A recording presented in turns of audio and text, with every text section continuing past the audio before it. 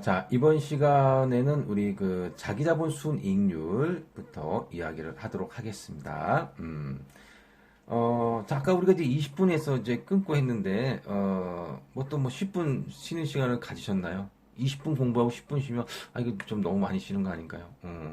자, 어쨌든, 뭐, 알아서 하십시오. 어쨌든, 자, 자기자본 순이익률을 우리가 공부를 또 하도록 하겠습니다. 자, 자기자본 순이익률은 이제 ROE라고 합니다. 자, 이것도 이제 그 자기자본 순이익률이라고 하기도 하지만, 뭐, ROE라고 하는 경우가 더 많습니다. 예.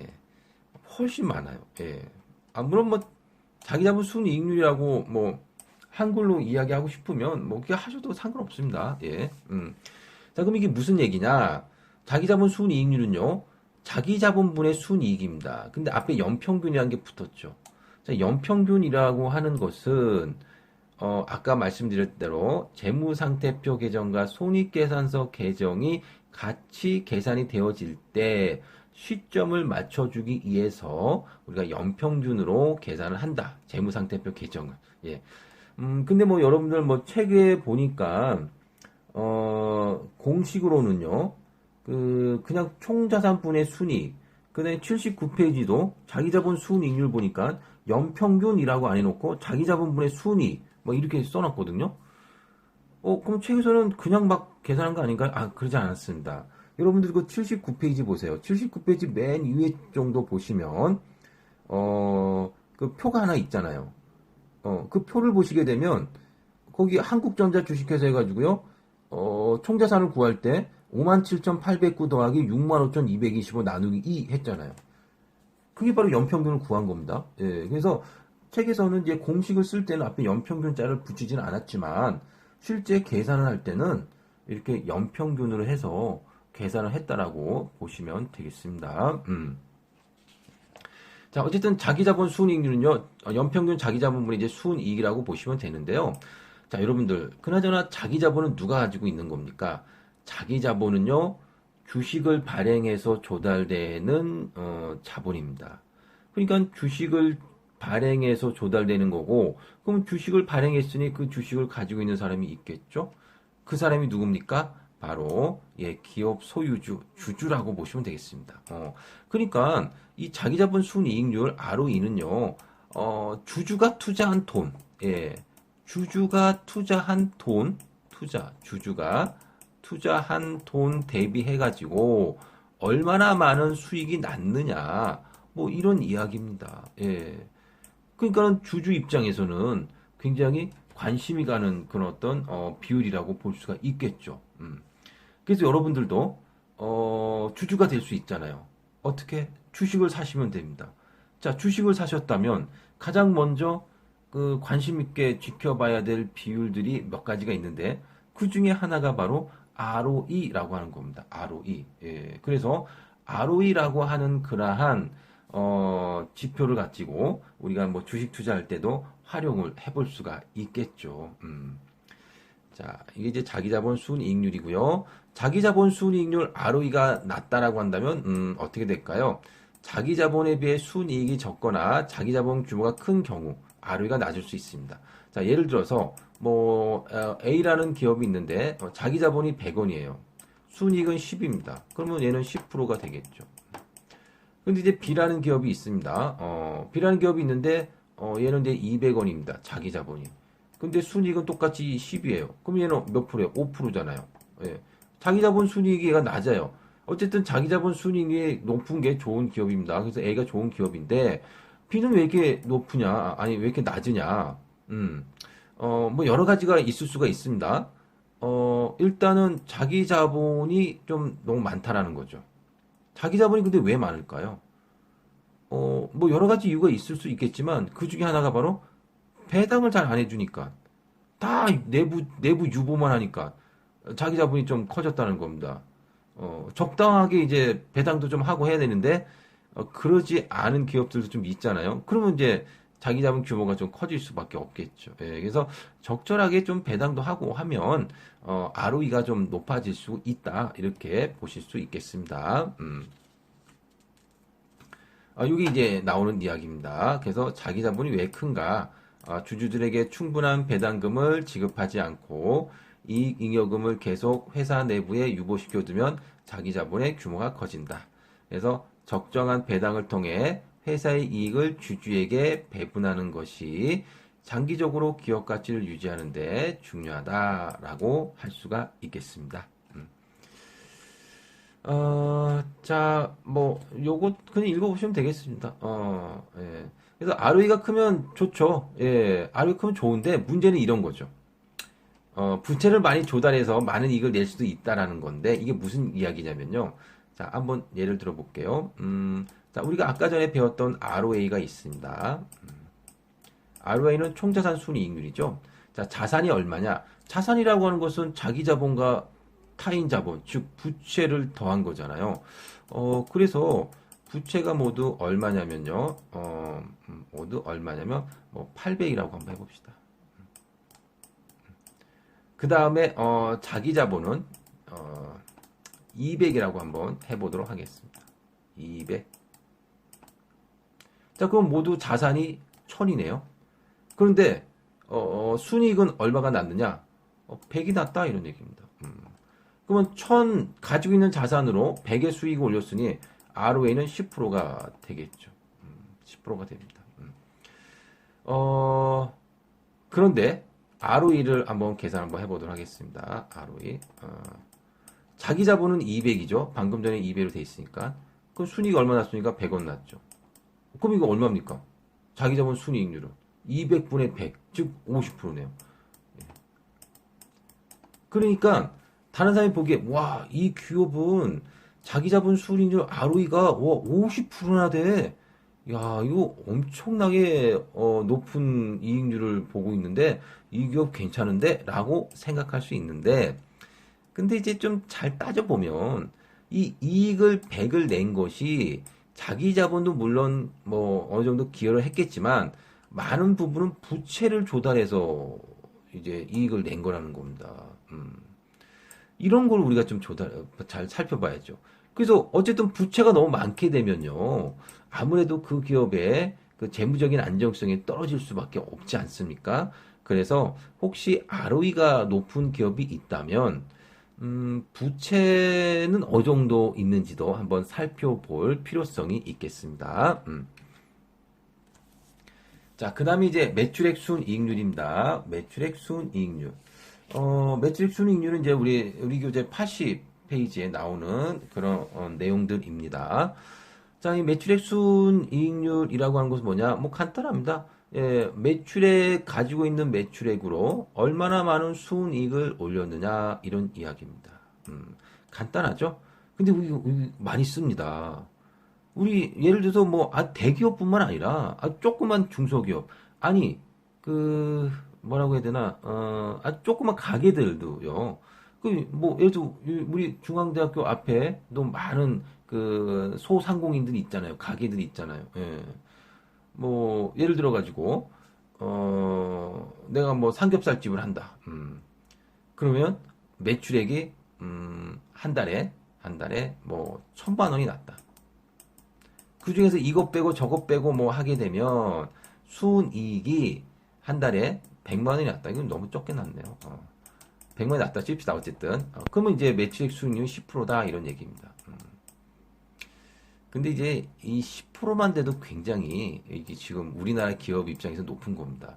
되게 제가 기억하기로는 매출액 순이익률은 되게 한 1, 2%, 3, 4, 2, 3% 정도밖에 안 됩니다. 그러니까 예를 들어 1억을 매출을 올리면 순이익은 뭐 예를 들어서 뭐 한 뭐 300만 원 정도 매출액 수익률이 한 3% 이렇게 나오는 거죠. 예. 그래서 이게 이제 우리가 이제 소상공인 같은 경우는 좀 중요하죠. 내가 매출액을 물건을 얼마나치 팔았는데 그 중에 나한테 떨어지는 내가 순수하게 벌어들이는 이익은 얼마겠느냐 이거를 나타내는 게 바로 매출액 순이익률이라고 보실 수가 있겠습니다. 자, 그 다음에 이제 그 성장성 비율을 보도록 하겠습니다. 페이지 80페이지, 뭐 81페이지에 나오는 이야기인데요. 이 성장성 비율은 굉장히 쉬워요. 이게 하나도 어려운 게 아닙니다. 이게 한마디로 성장성 비율 혹은 뭐 증가율이라고도 하거든요. 증가율. 얼마나 증가했느냐 혹은 얼마나 성장했느냐 이런 이야기입니다. 그래서 예를 들어 가지고요. 뭐 한번 예를 일단 들어볼게요. 여기 보면 총자산 증가율이 먼저 나오잖아요. 그러면 총자산 증가율이라고 하는 것은요. 자산이 얼마나 증가했느냐라는 거죠. 예를 들어서 자, 내가 저번 연도에는 100원이라는 자산이 있었습니다. 근데 요번에는 자산이 110원이 됐어요. 그러면 여러분들 우리 그 총자산 증가율이 몇 프로나 증가했습니까?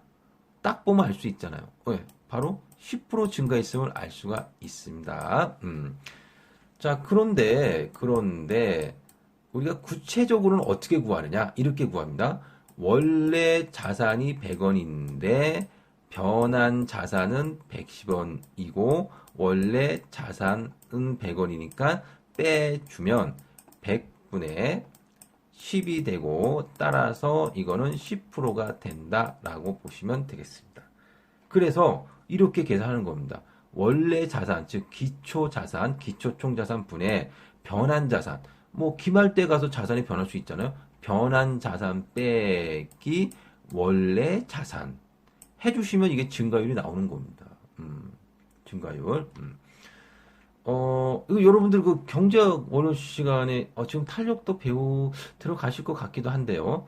어쨌든 탄력도에도 우리가 나오고 있는 그런 이야기입니다. 자, 그때 이 식을 이용해가지고 우리가 좀 잘 써먹을 수 있을 거예요. 어쨌든, 증가율은 이런 식으로 구하게 되고요. 증가율은 별거 없습니다. 얼마나 증가했느냐. 증가를 많이 하면 좋은 거죠. 예. 물론 이제 뭐 예를 들어 타인 자본 증가율 이런 거는 안 구하거든요. 좋은 것만 구해요. 좋은 것만. 총자산 좋잖아요. 예. 총자산이 얼마나 증가했느냐. 근데 매출액도 좋잖아요. 매출액 증가 많이 하면 좋은 거죠. 뭐. 그래서 전기에 비해서 요번 기에 얼마나 매출액이 증가했느냐. 이걸 계산하는 게 바로 매출액 증가율이다. 그 다음에 공식은 이렇게 쓰시면 되겠죠. 원래 매출액분의 변한 매출액 빼기 원래 매출액. 이렇게 계산하시면 우리가 증가율을 쉽게 구할 수가 있습니다. 매출액 증가율도 높을수록 좋은 거죠. 매출액이 많이 증가하면 좋은 거 아닙니까? 그 다음에 또 뭐 순이익 증가율도 나오거든요. 82페이지에. 근데 이제 여기에 제가 쓰지 않은 이유는 뭐 똑같은 내용이기 때문에 그렇습니다. 예. 뭐 얼마나 많이 증가했느냐. 그래서 우리가 뭐 성장성 비율 혹은 증가율 비율은 이해하기도 가장 쉽고요. 계산하기도 뭐 그렇게 어렵지 않은 그러한 재무 비율이라고 보시면 되겠습니다. 자, 그 다음에 그 생산성 비율이라고 하는 게 나옵니다. 생산성. 우리 생산성이란 말 많이 하지 않습니까? 그 기업의 생산성이 향상되었어. 우리나라 기업들은 선진국 기업에 비해서 생산성이 좀 떨어져. 뭐 이런 이야기들 뭐 많이 들어보셨을 겁니다. 그럼 우리가 뭐 생산성 이렇게 이야기하는데 도대체 어떻게 생산성을 구하겠느냐라는 건데요. 여기서 보시게 되면 생산성이라고 하는 것은요. 투입량에 대한 산출량의 정도. 예. 내가 100을 투입했는데 산출을 120 정도 했고요. 어떤 기업은 똑같이 100을 투입했는데 산출을 150 했다면 생산성은 누가 더 좋은 겁니까? 얘가 더 좋은 거죠. 예. 자, 뭐 어쨌든 이런 게 생산성인데요. 생산성을 구하려면요. 일단은 부가가치를 구해야 됩니다. 부가가치를. 자, 부가가치는 우리가 어떻게 구하느냐? 이렇게 구합니다. 예. 식이 좀 길죠. 영업이익을 또 어떻게 구하느냐? 영업이익은 영업이익에다가 대손상각비를 합하고 이자 비용을 빼주시면 됩니다. 이것도 복잡하네요. 그러고 보니까. 그 다음에 인건비도 또 계산해봐야 됩니다. 인건비가 따로 이제 재무상태표에 나오는지 좀 살펴봐야 될 것 같은데, 이자 비용은 나오긴 하죠. 손익계산서에. 그 다음에 세금과 공과. 그래서, 뭐 이런 것도 우리가 또 계산도 해야 되고, 세금도 내고, 그 다음에 공과금도 내잖아요. 근데 감가상각비. 감가상각비는 뭐 재무상태표에, 아니, 손익계산서에 나오긴 합니다. 어쨌든 간에, 이 부가가치를 구하려니까, 뭐, 계산할 게 엄청 많아요. 예, 복잡합니다. 그래서, 우리 재무관리 시간에서는요, 이 생산성 비율은 굳이, 예, 뭐, 안 하셔도 되겠습니다. 어차피 우리가 경영 분석 시간이 있거든요. 뭐 그때 가서 뭐 여러분들이 뭐 부가가치율이라든가 뭐 등등 뭐 생산성 비율을 한번 계산해 보시면 되는데 뭐 우리가 제가 수업 시간에도 말씀드렸듯이 이 생산성 비율 아니 그러니까 재무 비율 같은 경우는 재무 관리의 핵심 주제는 아니다라는 거죠. 그렇다고 해서 이게 별로 중요하지 않다라는 게 아닙니다. 중요한데 경영 분석 시간에서는 굉장히 중요하지만 우리 재무관리 시간에서는 이거 말고도 훨씬 더 중요한 그런 내용들이 있어요. 예, 그러니까 뭐 이 생산성 비율, 특히 부가가치 계산하기도 뭐 쉽지 않을 것 같은데 이런 것까지 계산을 그냥 하실 필요 없고 그냥 단순히 그냥 부가가치를 계산했다 치고요. 계산했다 치고 계산하려면 할 수는 있어요. 예, 뭐 이렇게 이거 공식대로 나온 대로 하시면 되거든요. 예, 근데 어쨌든 했다라고 치고 우리가 그냥 구해보면 됩니다. 그래서 제일 처음 나온 게 부가가치율입니다. 부가가치율은 매출액분의 부가가치거든요. 예. 그래서 매출액이 100원인데 부가한 가치는 뭐 20원이다. 그럼 부가가치율은 20%가 되는 거죠. 예. 아무래도 부가가치율이 크면 좋겠죠. 예. 그 다음에 노동 생산성. 우리 이것도 많이 구하지 않습니까? 예. 그래서 예를 들어서 우리가 종업원 수가 뭐 100명인데 부가치는 뭐 10원이다. 그럼 이게 노동 생산 10%. 종업원 수가 100명인데 부가가치가 뭐 50이다. 그러면 노동 생산성은 50%. 어떤 게 더 좋습니까? 이게 더 좋은 거죠. 예. 그래서 우리나라 기업은 노동 생산성이 좀 낮다라고 하지 않습니까? 그러니까 투입되는 종업원 수에 비해서 부과되는 가치가 그렇게 크지 않다는 거죠. 선진국 기업에 비해서. 그래서 우리가 노동 생산성을 높일 수 있도록 뭐 노력해야 된다라고 하는데 그때 말하는 노동 생산성은 이렇게 구하시면 되겠습니다. 예. 자본 생산성은 또 이렇게 구합니다. 예. 자, 그래서 뭐 우리가 생산성 비율까지 이야기 드렸고요. 일단 그 앞에 나온 내용들이 중요한데 방금 전에 이야기 드린 생산성 비율, 즉 부가가치를 가지고 구하는 거는 일단 그냥 그 경영 분석 시간에 가서 하시고 여기서는 부가가치를 이용한 생산성 비율은 우리 재무관리에서는 일단은 그냥 참고로만 하시면 되겠습니다. 예. 자, 그럼 우리가 여기까지 하시고 그 다음에 시장가치 비율은 다음 강의에서 같이 또 공부를 하도록 하겠습니다. 예, 수고하셨습니다.